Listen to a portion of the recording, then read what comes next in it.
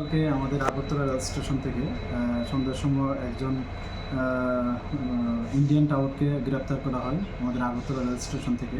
Actually সে মানে বাংলাদেশ থেকে যারা অবৈধভাবে বর্ডার ক্রস করে মানে আগরতলা রেল স্টেশন হয়ে বহিরাজ্যে যাওয়ার চেষ্টা করতো, তাদেরকে সাহায্য করতো বিভিন্নভাবে বর্ডার ক্রস করাতো এবং থাকা খাওয়ারও ব্যবস্থা করতো। তো ওই সূত্র ধরে আমরা একটা কেসে সে ওয়ান্টেড ছিল, তো আমরা ওনাকে গ্রেপ্তার করেছি এবং আজকে ওনাকে আমাদের আগরতলা মহামান্য আদালতে প্রেরণ করেছি এবং পুলিশ রিমান্ডও চেয়েছি।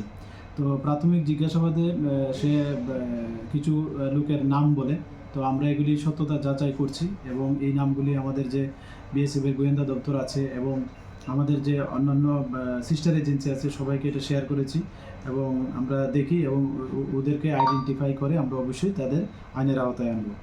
আর ওনার নাম হলো জাকির হোসেন, ওনার বাড়ি ধনপুর বাজারের সঙ্গে, যা সোনামুড়া থানার অন্তর্গত।